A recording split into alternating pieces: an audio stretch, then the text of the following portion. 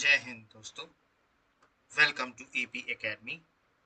आज हम लोग इंडस वैली सिविलाइजेशन में आर्ट एंड कल्चर पढ़ेंगे। देखिए, लास्ट क्लास में हमने उनका आर्थिक जीवन, इकोनॉमिक लाइफ देखी थी। आज जो हम पढ़ेंगे वो पढ़ेंगे उनकी कला और संस्कृति, आर्ट एंड कल्चर। तो आज जो पढ़ने वाले हैं, हेडिंग डालिए आर्ट एंड कल्चर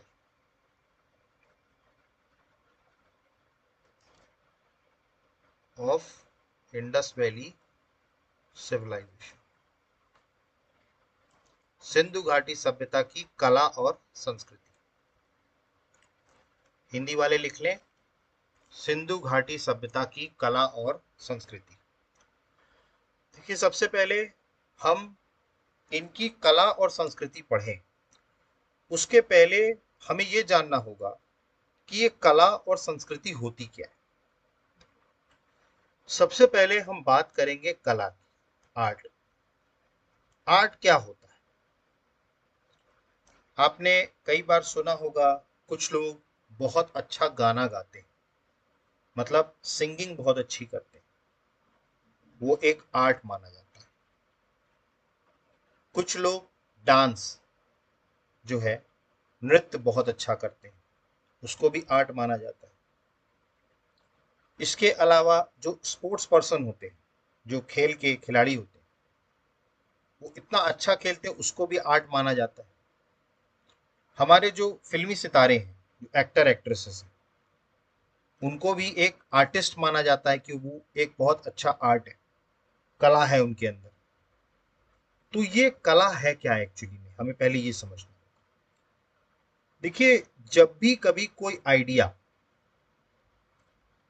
भी आइडिया या विचार, अगर हम हिंदी में कहें, वो अगर फिजिकल फॉर्म या भौतिक रूप में बदलता है, उसको कहा जाता है कला। मतलब कला एक वो चीज है जो किसी भी आइडिया को किसमें चेंज करता है, फिजिकल फॉर्म में। मतलब जैसे आपके दिमाग में कोई आइडिया आया और आपने उसको एक फिजिकल फॉर्म दे दिया या इसे एक भौतिक रूप दे दिया, यही तो कला है भाई। आज आप किसी भी उसमें देखें तो जो विचार आपके मन में आते हैं, अगर आपने वो विचार प्रकट किए और किस तरीके से कर रहे हैं, यही तो कला है। बात समझ रहे हैं? जैसे teaching is also an art, teaching एक कला है। ठीक, हमारे मन में जो आइडिया या विचार आता है, वो हम आपको फिजिकल फॉर्म में प्रस्तुत कर रहे हैं, ये आर्ट है, ये कला है। तो कला एक्चुअली में होती क्या है? जब भी कभी आप किसी भी विचार को भौतिक रूप में बदलते हैं, आइडिया को अगर फिजिकल फॉर्म देते हैं, तो उसी को बोला जाता है आर्ट। अब ये आप किसी भी उसमें दें, चाहे आप सिंगिंग में दें, डांसिंग में दें, बहुत से लोग चित्रकार होते हैं, वो भी कलाकार होते हैं, एक्टर होते हैं, स्पोर्ट्स पर्सन होते हैं, टीचर होते हैं, तो सब कला है। ठीक है, इसमें क्या कर रहे हैं, हम अपने विचारों को फिजिकल फॉर्म दे रहे हैं, तो वो क्या होता है, कला। दूसरा वर्ड मैंने बोला संस्कृति, कल्चर। अब ये कल्चर क्या होता है, संस्कृति जिसको हम कहते हैं। देखिए, हमारे अगर आज हम भारत की बात करें, तो भारत में टोटल 28 राज्य हैं, 28 स्टेट्स हैं, और हर राज्य की अपनी संस्कृति है।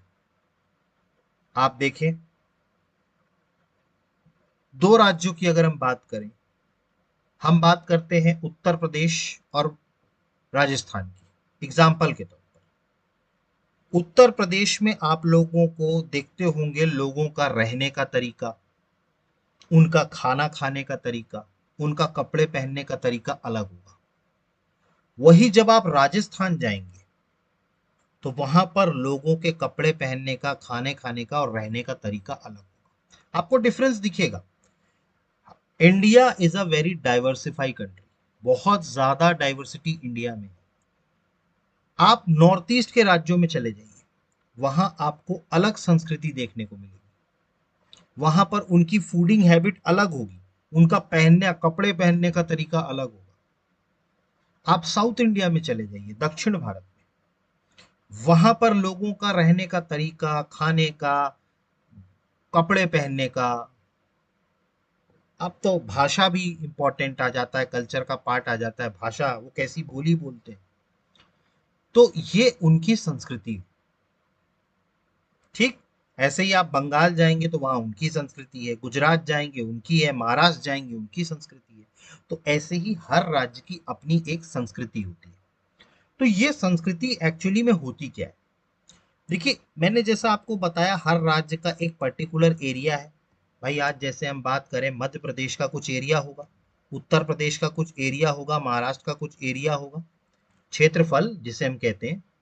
तो एक क्षेत्रफल में, ठीक, जो भी लोग वहां रह रहे होते हैं, मतलब कि अगर हम बात करें तो जो भी लोग उस क्षेत्रफल में रह रहे होते हैं, उनका जिंदगी को जीने का अपना एक तरीका होता है।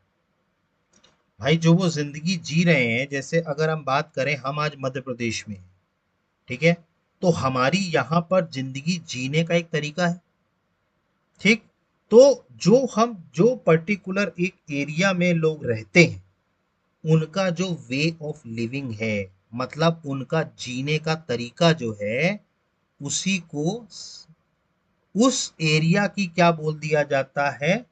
संस्कृति बोल दी जाती है, कल्चर बोल दिया जाता है। जैसे मध्य प्रदेश की अपनी संस्कृति है, उत्तर प्रदेश की अपनी संस्कृति है, राजस्थान की अपनी संस्कृति है, क्योंकि वहां के जो लोग हैं, ठीक है, वो उस एरिया के परिप्रेक्ष्य के हिसाब से, जिस हिसाब से वो अपना जीवन व्यतीत करते हैं, उसी को कहा जाता है उस राज्य की कल्चर या संस्कृति। हिंदी में बोले तो संस्कृति।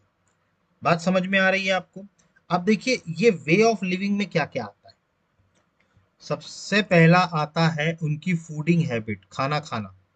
आपने देखा हो, साउथ इंडिया के लोगों का खाना अलग है।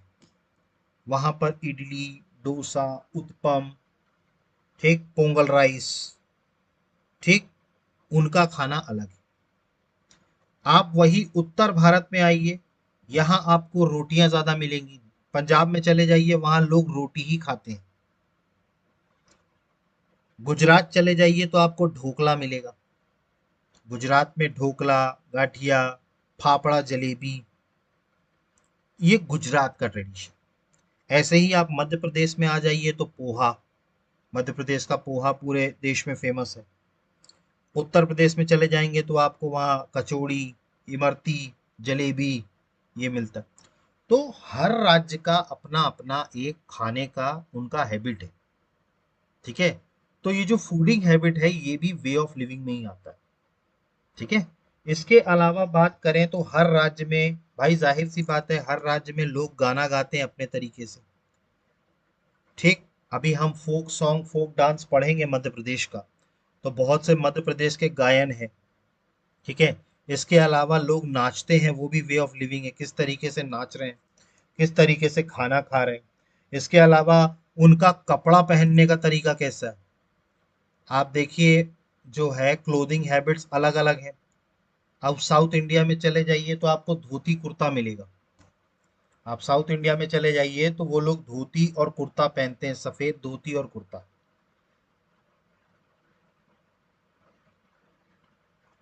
आप महाराष्ट्र में चले जाइए, महाराष्ट्र में अलग ट्रेडिशन होगा, गुजरात में अलग ट्रेडिशन होगा, घाघरा चोली वगैरह गुजरात में पहना जाता है। वेस्ट बंगाल चले जाइए, वहां पर कपड़ा पहनने का तरीका अलग है।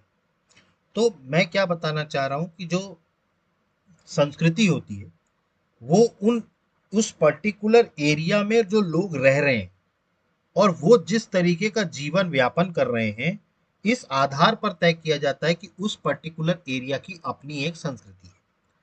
मैंने आपको बताया, अलग अलग स्टेट की अलग अलग संस्कृति। तो कला और संस्कृति आपको समझ में आया। कला क्या है?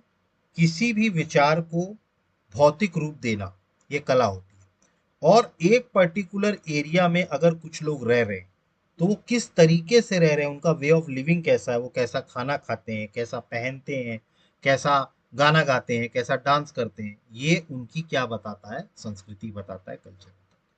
समझ में आया आपको? ठीक। अब हमको जो पढ़ना है वो पढ़ना है सिंधु घाटी सभ्यता का कला और संस्कृति। अब जैसा कि मैंने बाकी सभी उसमें बताया, सिंधु घाटी सभ्यता के जो साक्ष्य हमको मिले हैं एक्सकेवेशन से, खुदाई से, उसी आधार पर हम इनकी कला और संस्कृति का अध्ययन करेंगे। क्योंकि देखिए कोई भी रिटन एविडेंस सिंधु घाटी सभ्यता से हमको नहीं मिला, इसीलिए अभी तक हमने उनकी चाहे सोशल लाइफ पढ़ी हो, चाहे उनकी उत्पत्ति का सिद्धांत ओरिजिन पढ़ी हो, उनकी धार्मिक नीति, उनकी आर्थिक नीति कैसी थी, ये सब हमने पढ़ा, लेकिन हमने ये सब किस आधार पर पढ़ा? जो तथ्य हमको खुदाई से मिले हैं उस आधार पर, क्योंकि कोई भी चीज इनकी लिखी हुई है लेकिन हम उसे पढ़ नहीं पाए। क्लियर है?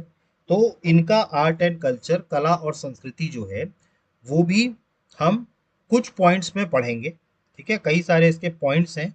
ठीक है, पहले हम उन पॉइंट्स को देख लेते हैं कि हम किन किन पॉइंट्स पर इनकी कला और संस्कृति पढ़ेंगे। सबसे पहला है आर्किटेक्चर। आर्किटेक्चर भी एक कला है, सॉरी मैं आपको ये बताना भूल गया, आर्किटेक्चर भी एक कला है, स्थापत्य कला। आपने देखा हो जो लोग बिल्डिंग्स वगैरह बात करें या घर वगैरह बनाते हैं, ठीक है, या बिल्डिंग्स बनाते हैं, उनको आर्किटेक्ट कहा जाता है। ठीक है, और आर्किटेक्चर एक स्थापत्य कला है। ठीक है, इसका क्या है, ये एक स्थापत्य कला।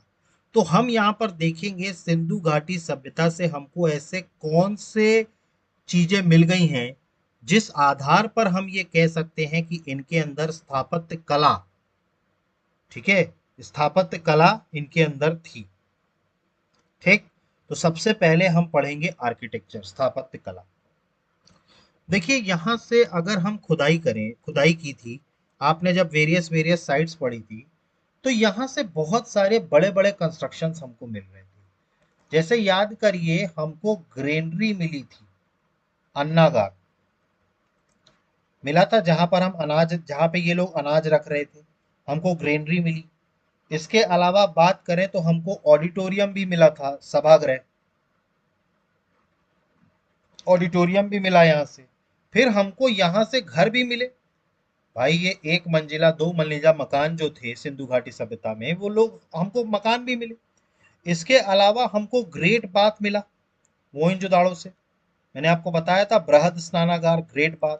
और इसके अलावा हमको और क्या मिला, हमको सड़कें मिली हैं यहाँ से, सड़कें मिली, नालियां मिली, ये सब कुछ मिला हमको।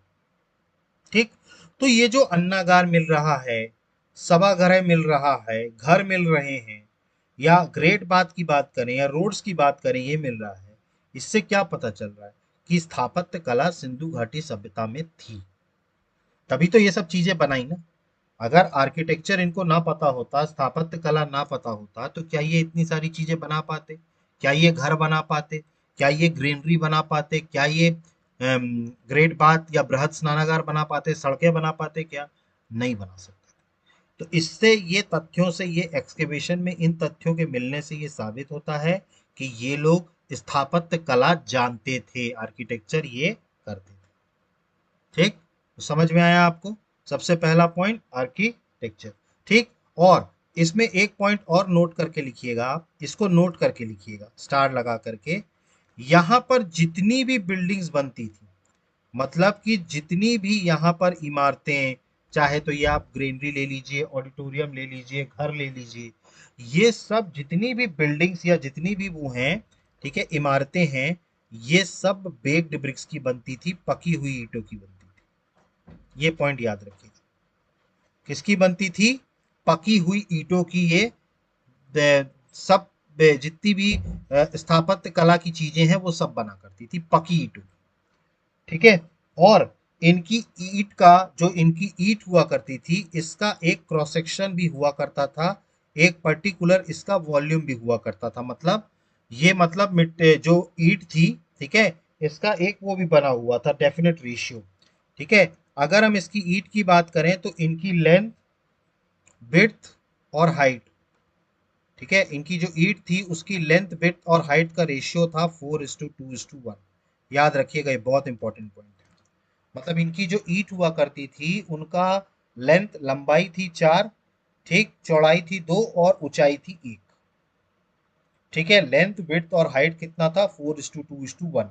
और याद रखिएगा, ये अपनी जितनी भी इमारतें बनाते थे सब पकी हुई ईंटों से बनाते थे। किससे बनाते थे?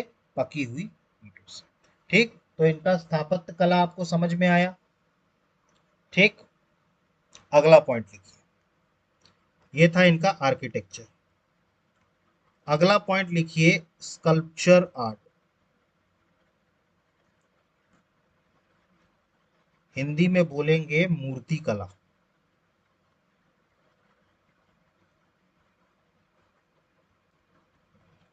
ठीक, अब हम किस आधार पर ये कह सकते हैं कि ये लोग मूर्ति बनाना जानते थे? देखिए, हमने लिख दिया जैसे स्थापत्य कला, तो हमने उसके बाद उसके एविडेंस दिए कि भाई हमें ये सब चीजें यहाँ से मिली। इस आधार हम ये कह सकते हैं।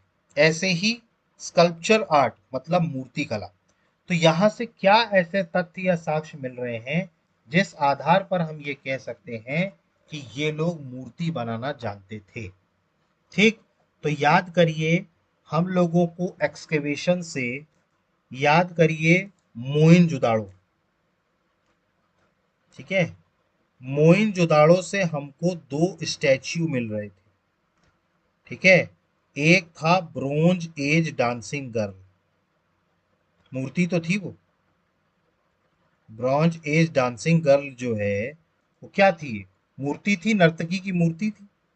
ठीक, ब्रॉन्ज मेड, ठीक, एज नहीं, made, bronze made dancing girl. इसके अलावा हमको मोहनजोदाड़ो से एक दाढ़ी वाले पुरोहित का स्टैचू भी मिला था। ब्रीडेड प्रीस्ट मिले थे कि नहीं मिले थे वहां से? दाढ़ी वाले पुरोहित। ठीक, मैंने आपको बताया था मोहनजोदाड़ो से ये चीजें मिली थी। इसके अलावा हमको हड़प्पा से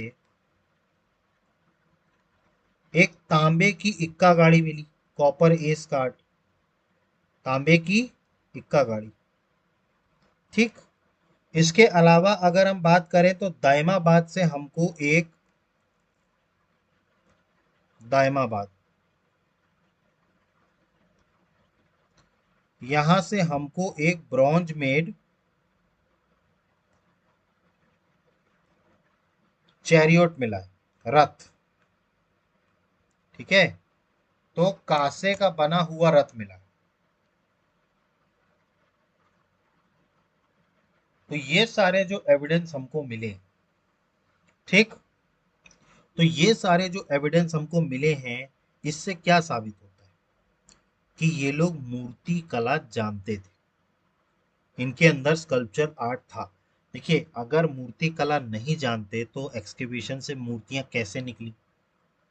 भाई मूर्तियां निकली हैं, इसका मतलब स्पष्ट है कि ये मूर्ति को बनाना जानते थे। ठीक, तो ये सारे जितने एविडेंस हमको मिले हैं एक्सकेवेशन से, ये प्रूफ करते हैं कि इनके अंदर मूर्ति कला तो थी, स्कल्पचर आर्ट तो था। ठीक, अब हम देख लेते हैं कि ये कौन कौन से, अगर हम बात करें तो कौन कौन सी चीजों का इस्तेमाल करते थे मूर्ति बनाने के लिए। जैसे इससे पहले हमने स्थापत्य कला देखा, स्थापत्य कला में उन्होंने ईंट की जरूरत होती थी किसी भी चीज को बनाने के लिए। ठीक, तो ऐसे ही इनकी जो मूर्ति बनती थी वो किस किस चीज की बनती थी ये हमें अब देखना है। ठीक, यहां तक पॉइंट आपने नोट कर लिया? ये सारे एविडेंस नोट कर लीजिए, मोहनजोदाड़ो से हमें क्या क्या मिला? ब्रॉन्ज मेड डांसिंग गर्ल और ब्रीडेड प्रीस्ट, और इसके अलावा दैमाबाद से हमको ब्रॉन्ज मेड चैरियोट मिला, और मोहनजोदाड़ो से हमको, सॉरी, हड़प्पा से हमको कॉपर एस कार्ड मिला, कार्ड मिला। क्लियर हुआ यहाँ तक? ठीक, आगे बढ़ते हैं। अब इनका जो मूर्ति कला थी, ये मूर्तियां बनाते किन किन चीजों की थी? तो एक तो ये मूर्ति स्टोन की बनाते थे, मिट्टी की, सॉरी, पत्थर की बनाते थे। इसके अलावा ये लोग मेटालिक भी बनाते थे, धातु। मेटालिक को हिंदी में क्या लिखेंगे? धातु। और स्टोन को पत्थर। ठीक। इसके अलावा ये टेराकोटा के भी बनाते थे। टेराकोटा, टेराकोटा, टेराकोटा मैंने आपको बताया था, किसी भी मिट्टी के लेप को अगर आप पका देंगे, ठीक है, मतलब उसको बर्न कर देंगे आग में, तो वो क्या बन जाएगा, टेराकोटा बन जाएगा। ठीक। तो ये पत्थर की भी मूर्ति बनाया करते थे, ये धातु की भी मूर्ति बनाया करते थे, और ये टेराकोटा की भी बनाया करते थे। पत्थरों में भी ये किसका इस्तेमाल किया करते थे, ये शैल खड़ी का इस्तेमाल करते थे। ठीक है। इसके अलावा लाल बलुआ पत्थर, रेड सैंडस्टोन का इस्तेमाल किया करते थे। मतलब अगर हम स्टोन की भी स्पेसिफिकली बात कर लें, तो स्टोन में भी ये कौन सा यूज किया करते थे, स्टेटाइट। स्टेटाइट मतलब हिंदी में बात करें, शैल खड़ी। ठीक। तो ये शैल खड़ी का इस्तेमाल किया करते थे। इसके अलावा ये रेड सैंड स्टोन का इस्तेमाल किया करते थे, लाल बलुआ पत्थर, रेड सैंड स्टोन। ठीक है, लाल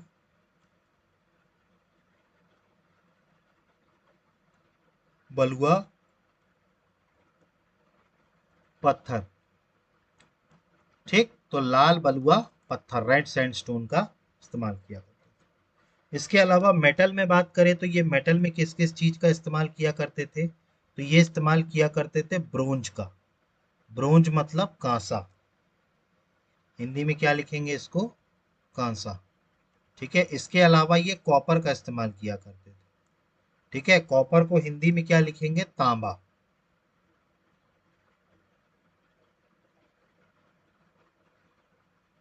ठीक। कॉपर का इस्तेमाल किया करते थे, ब्रॉन्ज का इस्तेमाल किया करते थे। ठीक।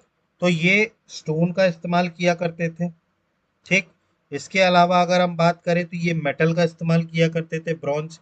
अभी हमने दिखाया भी आपको, ब्रॉन्ज मेड डांसिंग गर्ल, या कॉपर एस कार्ड की बात करें। ठीक। तो ये सारी चीजें हमने आपको अभी बताई। क्लियर। अब ये एक मेथड इस्तेमाल किया करते थे मूर्ति बनाने के लिए, जिसे कहा जाता है lost wax method. Lost wax method, इसको हिंदी में बोलते हैं लुप्त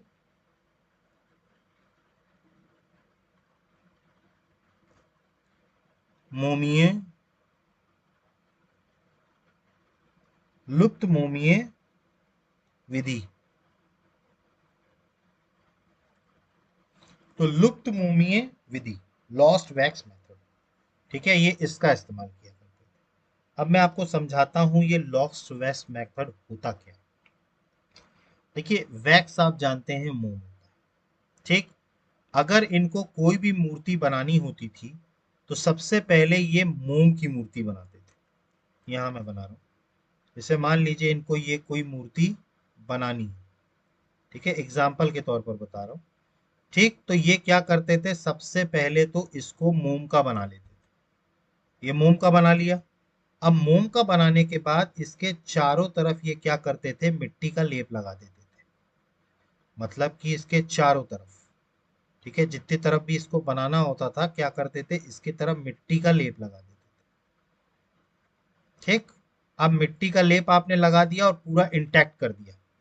मिट्टी का लेप लगाया और आपने क्या कर दिया, उसको पूरी तरीके से चिपका दिया। ठीक। अब होता क्या था,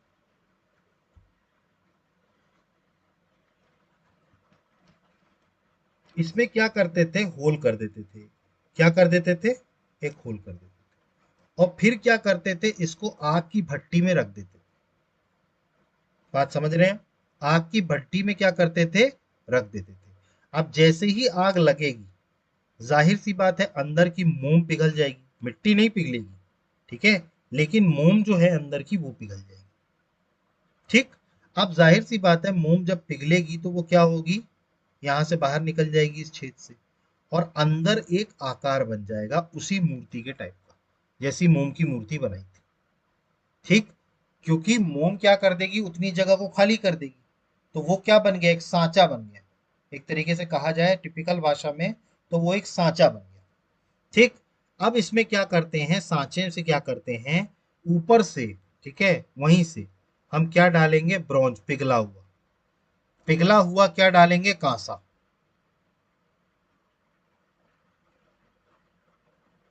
ठीक, अब जब हम पिघला हुआ कांसा भरेंगे, फिर वो क्या करेगा, आकार ले लेगा, और आकार लेने के बाद फिर क्या करेंगे, इसको ठंडा कर देंगे।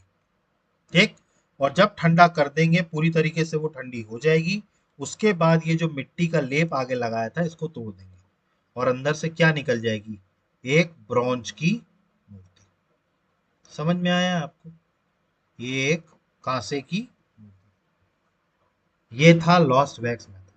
फिर से मैं बता देता हूँ, हमने कोई भी मूर्ति बनानी है, ठीक है, उसके शेप का एक मोम का पुतला बना लिया। उस मोम के पुतले के चारों तरफ हमने मिट्टी का लेप लगा दिया। अब हमने क्या किया, ऊपर एक छेद किया, और इसको मतलब किसी भी रूप में जला दिया या फर्नेस में रख दिया। इससे हुआ क्या, इससे जो अंदर की जो वैक्स थी, मोम था, वो पिघल गया। वो पिघल के इस गड्ढे से बाहर निकल गया, और अंदर क्या बन गई, एक कैविटी बन गई, छाप बन गई। भाई किसकी छाप बन गई, वैक्स की छाप बन गई। ठीक, अब जब वो छाप बन गई, ठीक है, तो उसमें ऊपर से ही क्या करेंगे, जिस भी धातु का आपको मूर्ति बनानी है, वो धातु पिघला करके और ऊपर से डाल देंगे, ताकि वो उस कैविटी में जाके मिक्स हो जाए और वैसा शेप ले ले। और उसके बाद उसको ठंडा कर देंगे, और ठंडा करेंगे उसके बाद मिट्टी बाहर की तोड़ देंगे, तो वो अंदर से क्या निकल आएगी, वो एक मूर्ति। तो ये था लॉस्ट वैक्स, लुप्त मोमीय विधि। समझ में आया आपको। ठीक, तो इस तरीके से हम ये कह सकते हैं कि ये लोग मूर्ति कला जानते थे। मूर्ति कला के हमें कई सारे तथ्य मिले। दैमाबाद से हमें कांसे का बना हुआ रथ मिला है, चैरियट मिला। इसके अलावा बनावली से हमको, सॉरी, मोहनजोदाड़ो से हमको क्या मिला है, मोहनजोदाड़ो से हमको ब्रॉन्ज मेड डांसिंग गर्ल।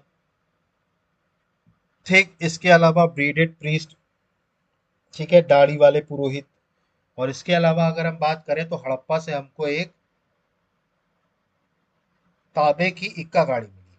इसकी इक्का गाड़ी मिली है, तांबे की इक्का गाड़ी। ठीक, तो ये था स्कल्पचर आर्ट, मूर्ति कला। ठीक, अगला हम बात करेंगे, अगला जो है, ठीक है, मतलब ये मूर्ति कला हो गया, ठीक है, स्थापत्य कला हो चुका है। तीसरा पॉइंट डालिए, लॉस्ट वैक्स मेथड में आपको लिखना कुछ नहीं है, बस आप ये याद कर लीजिए कि ये लोग लॉस्ट वैक्स मेथड की मदद से मूर्तियां बनाते थे। प्रक्रिया याद करने की जरूरत नहीं है, प्रक्रिया कोई नहीं पूछेगा। क्लियर, लेकिन फिर भी मैंने आपको समझा दिया। अगला है सील मेकिंग आर्ट। ये मोहर भी बनाया करते थे, इनकी कई सारी मोहरें हमको मिली हैं। ठीक, तो इनको मोहर निर्माण करना भी आता था। ठीक, तो मोहर निर्माण कला, इनको मोहर बनानी भी आती थी। हमने इनकी कई सारी सील्स देखी जो खुदाई से मिली हैं। इसके अलावा हमको तो मेसोपोटामिया से भी इनकी सील्स मिली। ठीक, तो सबसे पहले तो बात यह है कि इनकी बहुत सारी सील्स हमको मिली हैं। जैसे उदाहरण के तौर पर याद करिए, मैंने आपको बताया था मोहनजोदाड़ो से हमको एक सील मिली थी पशुपति की। याद करिए, पशुपति महाराज बैठे थे तीन मुखी, उनके चारों इर्द गिर्द क्या थे, एनिमल्स मौजूद थे। तो पशुपति सील हमको मिली मोहनजोदाड़ो से। ठीक है, इसके अलावा अगर हम बात करें तो हमको एक कॉपर की सील मिली थी हड़प्पा से। याद करिए, क्या मिली थी हमको, कॉपर की सील। ठीक, तांबे का मोहर, तांबे की मोहर हमको हड़प्पा से मिली। इसके अलावा बात करें तो हमको एक यूनिकॉर्न सील भी मिली है।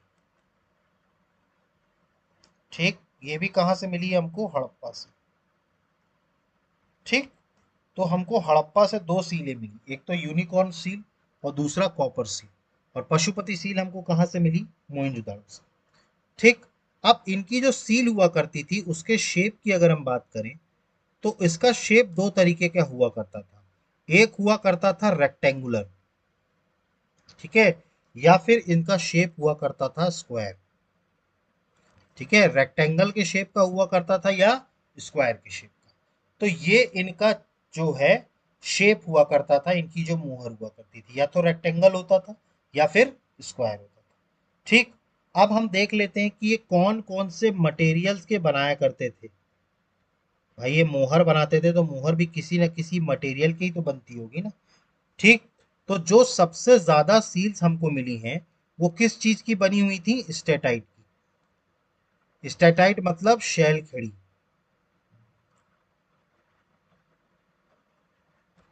ठीक, शैल खड़ी। तो स्टेटाइट की हमको सबसे ज्यादा सील्स मिली है, मोस्ट सील्स। ठीक है, तो सबसे ज्यादा मोहर किसकी मिली हमको? स्टेटाइट की, शैल खड़ी। इसके अलावा इनके कई सील्स हमको मेटेलिक भी मिली हैं, धातु वाली, मेटल की बनी हुई धातु वाली सील भी इनकी मिली है हमको। और इसके अलावा इनकी टेराकोटा की भी सील्स मिली हैं। टेराकोटा समझ गए ना आप? मिट्टी को पका दीजिए, क्या बन जाएगा? टेराकोटा। ठीक है। तो इन तीनों चीजों का मोहर बना करती थी, लेकिन सबसे ज्यादा अगर हम बात करें तो सबसे प्रोमिनेंट तरीके से जो मोहर बनी है वो शैल कड़ी की बनी, ज्यादा मोहर बनी। ठीक। और इनका शेप कैसा होता था? रेक्टेंगुलर या स्क्वायर।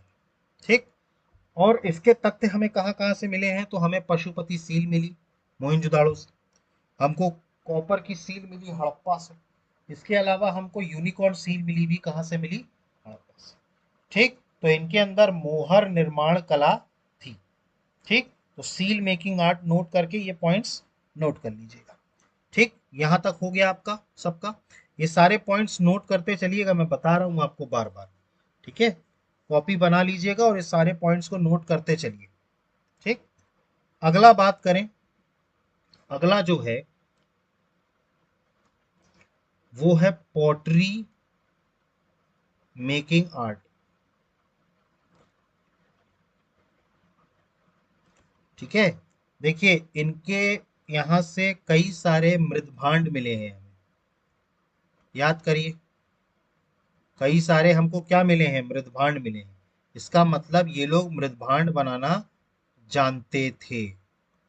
ठीक है, मृदभांड, पॉटरी मतलब मिट्टी के बर्तन। ठीक है, मिट्टी के बर्तन बनाना ये जानते थे, पॉटरी मेकिंग ये जानते थे। इनके समय में जो पॉटरी बनती थी या जो मिट्टी का बर्तन बनता था वो चाक पे बनता था। ठीक है, ये पॉइंट्स नोट करिएगा। इनके समय में जो पॉटर्स बना करते थे वो किस पर बना करते थे? पॉटर्स व्हील पे। पॉटर्स किस पे बनते थे? मिट्टी का बर्तन किस पे बनता था? पॉटर्स व्हील, जिसको हिंदी में बोलते हैं चाक। तो चाक पर बनते थे इनके पॉटरीज। ठीक है, मैंने आपको बताया था। ठीक है, इनकी पॉटरीज को क्या कहा जाता था? Black red painted where.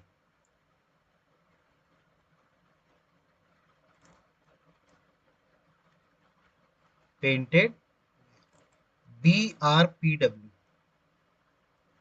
लाल काले चित्रित मृदभांड, काले लाल, लाल काले कर लीजिए, काले लाल कर लीजिए, काले लाल चित्रित, चित्रित मतलब पेंटेड, मृदभांड वेयर।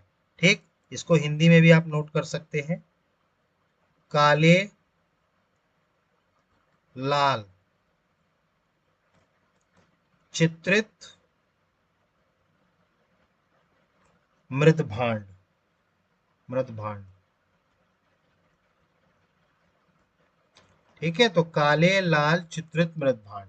ठीक है, तो इससे ये पता चलता है कि ये लोग मृद भांड बनाना जानते थे, क्योंकि बहुत सारे मिट्टी के बर्तन या जिसे कहते हैं मृद भांड ये हमको एक्सकेवेशन से मिले। ठीक। और इनके एक्सकेवेशन से हमको जो इनकी पॉटरी मिली वो कैसी मिली? Black red painted ware pottery, BRP।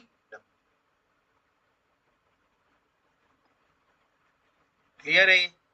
ठीक, ये चीज क्लियर हुई। ठीक। अगला बात करें,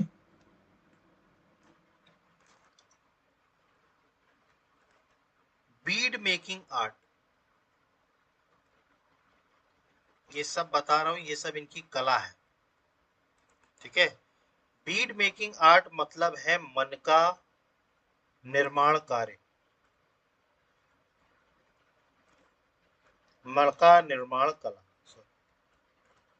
ठीक है, मन का बनाने का, मन का निर्माण कला, बीड मेकिंग आर्ट। ठीक है। देखिए, बीड का मतलब क्या होता है? बीड का मतलब कोई भी चीज जो मोती से बनी हो। ठीक है, मोती से बनी हो। ठीक है, तो मोती से बनी हुई गुड़िया, गुड़िया बोलते हैं मोती को। ठीक है, तो मोती से बनी हुई चीजों का भी, ठीक है, बीड मेकिंग आर्ट, मन का बनाने का निर्माण कला भी इनके अंदर थी। याद करिए, आपको इनके यहाँ से बीड मेकिंग इंडस्ट्री हमको मिल रही थी। याद करिए, मन का बनाने का कारखाना हमको मिला था। याद करिए, कौन सी सिंधु घाटी सभ्यता की साइट थी जहां से हमको मन का बनाने का कारखाना मिला था। ठीक। अब जाहिर सी बात है, अगर हमको मन का बनाने का कारखाना मिल रहा है मतलब मन का बनाना, ये जानते हो भाई, तभी तो कारखाना मिल रहा है ना। मन का मतलब होता है मोती। ठीक है, मोती। ठीक है। अब यहाँ पर ये भी कई सारी जो है चीजों के बनाया करते थे, जैसे स्टोन का, टेराकोटा का। ठीक।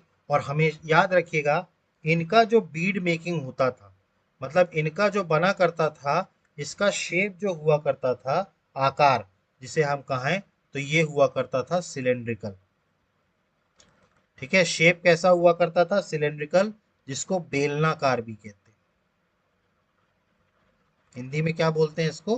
बेलनाकार, सिलेंड्रिकल हुआ करता था। क्लियर है? ठीक। समझ में आया आपको?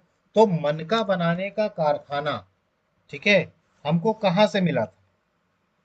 ठीक। अगर हम बात करें मन का बनाने का कारखाना, तो याद करिए, मन का बनाने का खानखारा कारखाना हमको चानुदारो से मिला था। पीछे पढ़ लीजिएगा, मन का बनाने का कारखाना। क्लियर? तो इनके अंदर मन का बनाने की भी कला थी, मन का निर्माण कला भी थी।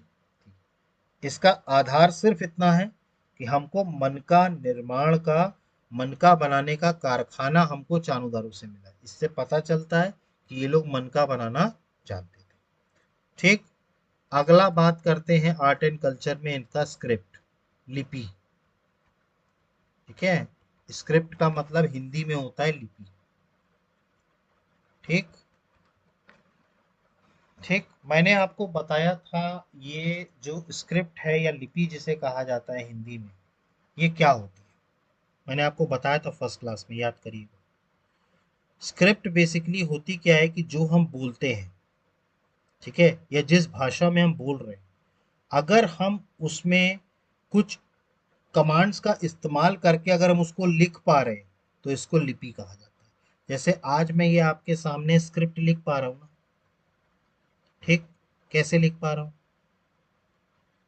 भाई? आज मैं आपके सामने ये स्क्रिप्ट लिख पा रहा हूँ ना, क्योंकि रोमन नाम की एक लिपि है, रोमन नाम की एक स्क्रिप्ट है, ABCD, जिसके आधार पर मैं शब्द बना रहा हूँ। बात समझ रहे हैं आप? तो मैंने उस चीज को लिख दिया, मतलब वो क्या बन गई? लिपि बन गई। ठीक। और सिंधु घाटी सभ्यता की जो लिपि हुआ करती थी, ठीक है, वो हुआ करती थी पिक्टोग्राफ। मतलब जितना जो समझ में आया है, इससे ये पता चलता है कि इनकी जो लिपि थी वो पिक्टोग्राफ थी, मतलब भाव चित्रात्मक।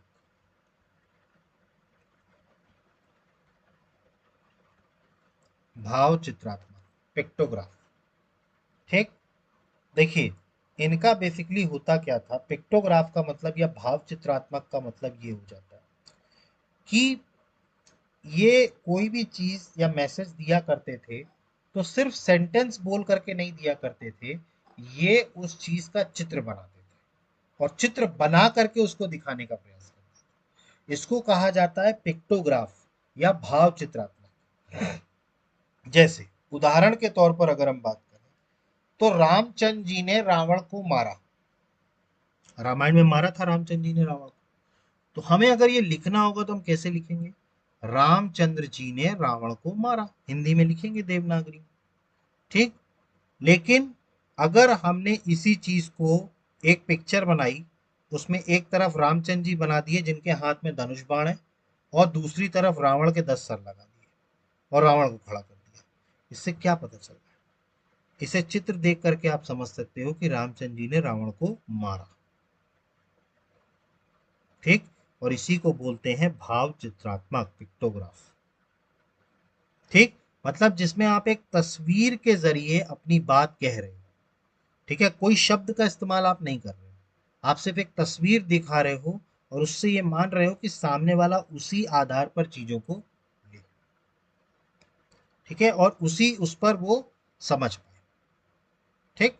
तो पिक्टोग्राफ आपको समझ में आई, इनकी स्क्रिप्ट। ठीक। अब इसके बाद अगर हम बात करें तो इनकी जो स्क्रिप्ट लिखी गई है, मतलब इनकी जो लिपि है जो हम अभी पढ़ नहीं पाए हैं, ठीक है, वो दाएं से बाएं लिखी गई है। मतलब जो इसकी पहली लाइन है, देखिए हम कॉपी में कहीं पर भी लिखते हैं, ठीक है, तो हम हमेशा लेफ्ट हैंड से शुरू करते हैं। ठीक है। लेकिन अगर आप मुसलमानों को देखेंगे, इस्लाम को, ठीक है, तो वो लिखना राइट से शुरू करते हैं। ठीक। सबका अपना अपना ट्रेडिशन है। ठीक। हम लोग लेफ्ट से लिखते हैं, वो लोग राइट से लिखते हैं। ये उन दोनों का मिक्सचर था इनका लिखावट। इनकी लिखावट इस आधार पर थी कि ये राइट से लेफ्ट, पहली लाइन में ये किधर जाते थे? राइट से लेफ्ट। और उसके बाद ये वापस राइट में नहीं जाते थे, ये यहीं से लिखना लेफ्ट से शुरू कर देते थे और कहां तक जाते थे? राइट।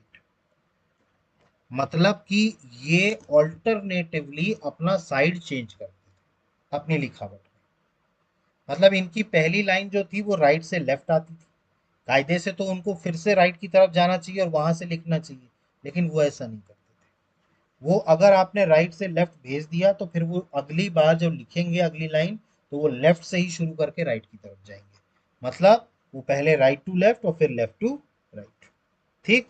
इस मेथड को, या अगर हम इस स्क्रिप्ट की बात करें जो इंडस की थी, इस मेथड को जिसमें पहले राइट से लेफ्ट जा रहे हैं, फिर लेफ्ट से राइट आ रहे हैं, फिर राइट से लेफ्ट जा रहे हैं, फिर लेफ्ट से राइट आ रहे हैं, इसको एक मेथड नाम दिया गया है जिसका नाम है बोस्ट्रोफेडोन। बोस्ट्रोफेडोन।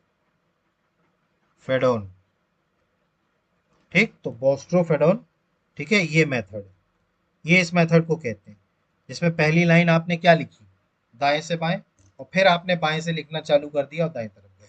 अब देखिए, हमें ये कैसे पता चला कि ये दाएं से बाएं बाएं से दाएं लिख रहे हैं? भाई हमने तो उनकी स्क्रिप्ट पढ़ी नहीं, तो हमको कैसे पता चला कि वो बाएं दाएं से बाएं और फिर बाएं से दाएं लिख रहे हैं और फिर दाएं से बाएं लिख रहे हैं? ऐसा क्यों कर रहे हैं? तो देखिए होता क्या है कि, ठीक, अगर हम बात करें तो ऐसा क्यों कर रहे हैं? ठीक। और हमें कैसे पता चला कि वो ऐसा कर रहे हैं? देखिए इसमें हुआ क्या, होता क्या है, जब भी कभी आप कॉपी में लिखिए, जैसे आपकी ये लाइन है, ठीक है, यहाँ से आपने शुरू किया और लास्ट तक पहुंचते पहुंचते आपने कभी भी कोई भी चीज टाइप करी हो या लिखी हो, लास्ट लास्ट तक पहुंचते पहुंचते आपके जो लेटर है ना वो कंजेस्टेड होने लगते हैं। आप नोटिस करिएगा, शुरू में आप बड़ा बड़ा लिख रहे हैं, दूर दूर लिख रहे हैं, लेकिन जैसे ही आपका कॉर्नर आएगा ना, आप धीरे धीरे देखेंगे कि वो चीज कंजेस्टेड होती जाएगी। बात समझ रहे हैं आप? ठीक। तो ये जो है, ये पकड़ा गया इसमें बेसिकली, इसमें इनकी स्क्रिप्ट से क्या पकड़ा गया? ये पकड़ा गया, क्या पकड़ा गया कि भाई हम देख रहे हैं कि पहले तो दाहिनी तरफ में शब्द दूर दूर लिखे जा रहे हैं, लेकिन जैसे ही बायां आ रहा है फिर से शब्द को क्या कर दिया जा रहा है? कंजेस्टेड कर दिया जा रहा है। उसके बाद फिर अगले उसमें दाहिने तरफ से कंजेस्टेड नहीं है, बाएं तरफ से शुरू किया गया है, क्योंकि बाएं तरफ से लंबा लंबा लिखा है, और दाहिने तरफ जाकर के क्या हो गया? कंजक्शन हो गया, मतलब पास पास लिखना शुरू कर दिया। ठीक। तो मतलब इसका क्या पता चल रहा है कि पहले ये दाएं से बाएं लिख रहे होंगे और उसके बाद फिर बाएं से दाएं। क्लियर? ये चीज क्लियर हुई, तो इनकी स्क्रिप्ट क्लियर हुई, बॉस्ट्रोफेडोन मेथड। ठीक है। इसके अलावा इनकी जो स्क्रिप्ट थी वो पिक्टोग्राफिक थी। ठीक। इसके अलावा अगर हम बात करें, ठीक, तो एक पॉइंट और नोट कर लीजिएगा, इसमें जो हमको इनकी स्क्रिप्ट में लेटर्स मिले हैं, जैसे अगर हम बात करें आज की डेट में इंग्लिश में कितने लेटर होते हैं,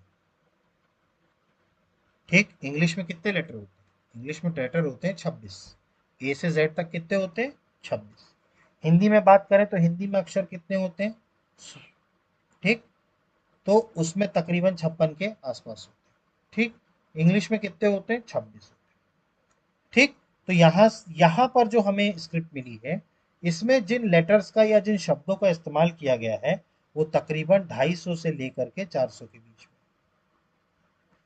ये रेंज में, ठीक है, एग्जैक्ट अमाउंट नहीं पता किसी, ठीक, लेकिन ये रेंज में है 250 से लेकर के और 400 तक, ठीक। अब हम इसको रेंज क्यों बता रहे हैं, क्योंकि उसका कारण ये है कि कई सारे शब्द ऐसे हैं जो इसमें एक जैसे लग रहे हैं, लेकिन पता नहीं कि वो एक हैं कि नहीं। जैसे अब अगर मान लीजिए कि मैं एक व्यक्ति ए ऐसा बनाता है, ठीक, और एक व्यक्ति ने ए ऐसा बना दिया, ठीक, एक व्यक्ति ने ए ऐसा बना दिया, ठीक।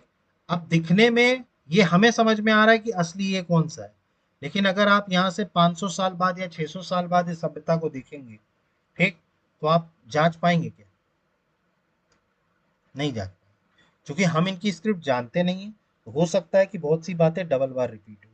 तो 250 से लेकर के 400 तक इनकी नंबर ऑफ लेटर्स थे। और एक चीज और याद रखिएगा, इन्होंने सबसे ज्यादा इनके समय में जो लेटर यूज हुआ है इनके स्क्रिप्ट में, वो हुआ यू। ये ऐसा यू टाइप का कुछ है, यू आकार का, ये वाला शेप, ये इसका आकार है, ठीक है। तो ये आकार वाला शेप इसको मिला है सबसे ज्यादा, मतलब सबसे ज्यादा बार ये रिपीट हुआ, ठीक। ये चीज क्लियर हुई, ठीक। तो ये था इनका कला और संस्कृति, ठीक। तो आर्ट एंड कल्चर हमने इनका कई पॉइंट्स में पढ़ा। सबसे पहले हमने इनका आर्किटेक्चर स्थापत्य कला देखा, उसके बाद फिर हमने इनका जो जो एक तरीके से कहा जाए स्कल्पचर मूर्ति कला है वो देखा। फिर हमने इनकी मोहर निर्माण कला देखी, seal making art, pottery making art देखा, मृदभांड, बीड मेकिंग आर्ट, मनका बनाने का कारखाना, ठीक, मिला। और इसके अलावा हमने इनकी लिपि को देखा, ठीक। तो यहाँ पर आकर के हमारा आर्ट एंड कल्चर कंप्लीट होता है। आई होप कि आपको आर्ट एंड कल्चर समझ में आ गया होगा। अब जो हम नेक्स्ट क्लास में पढ़ेंगे, वो पढ़ेंगे इनका टाउन प्लानिंग, ठीक है, नगर नियोजन, सिंधु घाटी सभ्यता का नगर नियोजन, town planning of Indus valley civilization. Clear. तो यहाँ पर आज हम अपनी क्लास को स्टॉप करते हैं। देखिए, आपको कोई भी डाउट उठ रहा है तो प्लीज़ कमेंट बॉक्स में आप मेंशन कीजिए। और देखिए, मेरे जितने भी वीडियोस आपने अभी तक देखे हैं, आप इसमें नोटिस करेंगे कि मैं यहाँ बाकायदा यहाँ पर वाइट स्क्रीन में आपको हर चीज़ लिख रहा हूँ, ठीक। तो मेरी आपसे रिक्वेस्ट है कि अगर आप सीरियसली तैयारी कर रहे हैं तो नोट्स बनाइए, और ऐसे नोट्स अगर आपको मिल रहे हैं तो you should be thankful for that, ठीक। तो इसलिए मैं कह रहा हूं कि एक सेपरेट कॉपी बनाइए, सेपरेट कॉपी बना करके और फिर नोट्स लिखना शुरू कीजिए, ठीक। अभी मैं आपको एक वीडियो और बनाऊंगा जिसमें मैं अभी आपको मेंस की आंसर राइटिंग का तरीका बताऊंगा। मैंने आपको बताया था, जब मैं पेपर डिस्कस कर रहा था, सिलेबस डिस्कस कर रहा था, तब मैंने आपको बताया था कि लॉन्ग क्वेश्चन जो है वो 10 नंबर के रहेंगे इस मेंस में, ठीक। तो उस 10 नंबर के क्वेश्चन को कैसे लिखना है ये हम आगे देखेंगे, क्योंकि हमारा एक दो टॉपिक और बचे हैं, ठीक है। इसके बाद हमारा ये जो चैप्टर है सिंधु घाटी सभ्यता, ये कंप्लीट हो जाएगा, ठीक। तो एक बार हम फिर मेंस का आंसर राइटिंग देख लेंगे कि मेंस में आंसर राइटिंग किया कैसे जाता है। देखिए, आपको तरीका सीखना है बेसिकली, ठीक है, कि आपको कैसे लिखना है, तरीका बहुत जरूरी है, ठीक है। जब तक आपको तरीका समझ में नहीं आएगा ना, तब तक आप लिख नहीं पाओगे, ठीक। और इसमें जो है, आप एक इसको एक एक तरीके से कागज में प्रैक्टिस करिए, ठीक है। कॉपी लीजिए और उसमें आप मेंस के आंसर्स लिखिए, इससे आपकी प्रैक्टिस होगी। जो भी मैं पढ़ाता जा रहा हूँ, मैं जब नेक्स्ट क्लास बताऊंगा तो उसमें मैं आपको तरीका बताऊंगा, ये हो जाए पहले सिंधु घाटी सभ्यता पूरा, उसके बाद मैं आपको तरीका बताऊंगा कि आपको मेंस में लिखना कैसे। क्योंकि देखिए, अल्टीमेटली आपको सिर्फ लिखना है, तभी एग्जाम निकलेगा, ठीक है, सिर्फ प्री के भरोसे एग्जाम नहीं निकलेगा, आपको मेंस देना ही पड़ेगा। ठीक, समझ में आ गई आपको सारी बात। और देखिए रेगुलर अटेंड करिए क्लास को, ठीक है, रोज अटेंड करिए, मैं अपनी तरफ से बहुत एफर्ट्स दे रहा हूँ। ठीक है, आप भी उस एफर्ट्स का एडवांटेज उठाइए। ठीक, नोट्स उठाइए, कॉपी उठाइए, पेन उठाइए और नोट्स बनाइए। क्लियर है? ठीक, तो आई होप कि आपको सारी चीज़ें समझ में आ गई होंगी। इसके बाद भी अगर आपको कोई डाउट होता है तो प्लीज़ कमेंट बॉक्स में मेंशन कीजिए। अदरवाइज आप हमारे चैनल को लाइक कीजिए, सब्सक्राइब कीजिए और मैक्सिमम से मैक्सिमम शेयर कीजिए। So guys, thank you, have a good day, जय हिंद, नमस्कार।